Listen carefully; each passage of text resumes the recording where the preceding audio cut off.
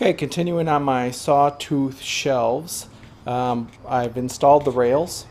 Next step is to make the cleats, and what I need to do for the cleats to go in between each of these sawtooth rails is I need to cut a block that is 1/4 inch thick, 1/4 inch tall, with 45s on each end. So because of the warping in the rails, these will come out different sizes, but basically gonna have a cleat here with 45s on each end going this far. So as you go up the shelving unit, these are going to be different sizes, like I said, just because of the depth of the triangles or the wood or whatever else. So what I do know is none of them from this point to this point are greater than 7 inches. So I'm going to cut a bunch of them that I need, 1.25 by 1.25 inches. So 1.25 inches tall by 1.25 inches thick. I'm going to cut the block 7 inches, put a 45 on all of them, and then I'll take them upstairs and I will measure specifically where they need to be. I may make some small ones and just see if a small one will work in there, but I kind of want them to fit tight. So I'll just customize them to each one, which is fine. So I'll just cut a bunch of blocks, 7 inches by those dimensions, do a 45 on one end, and then go and measure what it really needs to be on the other end, and then just mark them some way, get them painted and everything else. So only have to paint, don't have to paint the back side, which is fine, so I can mark on the back side. So I got some really premium wood here with a bunch of knots, so I'll cut around those and get done what I need to get done. Okay, I got my big board ripped into smaller boards, knots and all. I can work around where those are for the cleats. I just wanted to use up some more scrap wood. A little bit of burning around the knots, I expected that. The Laguna worked great, kept up, no problem even through the knots. Got slow in one little spot. Most of it was this chip out stuff hitting me though. That was more of a problem.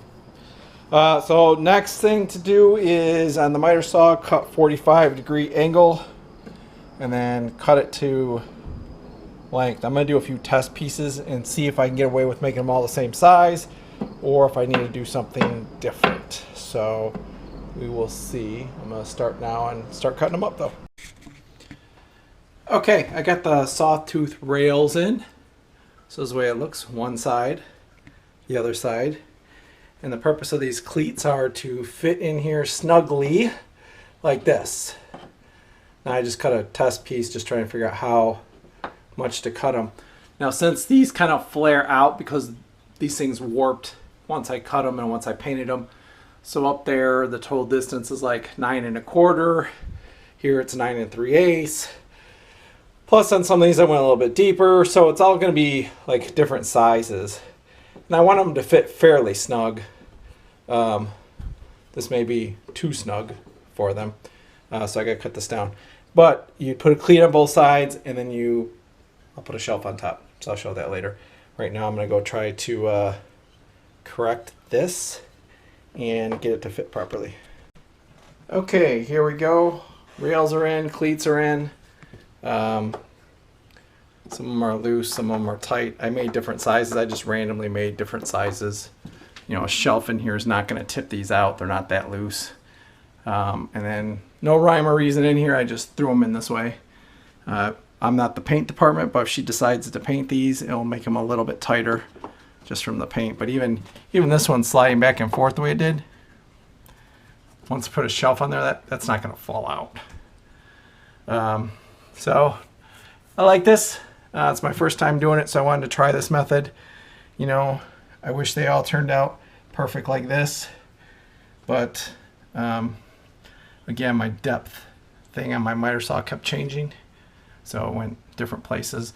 In hindsight, what I would do next time is draw a line all the way where I want them to end, just as a visual reference when I'm cutting them so I don't go too far.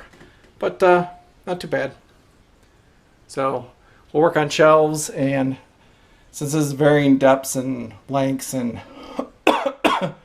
everything else, what I will probably do is, this is roughly 23.5 by 9.5. I will cut a bunch of shelves 23.5 by 9.5, and then come in here and try and figure out how to custom fit. And that's 23 from the outside to the outside.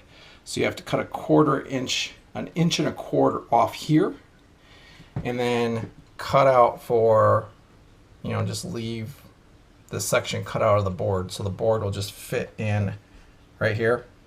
So the lip up here will catch it, and this will hold it down. So should be good.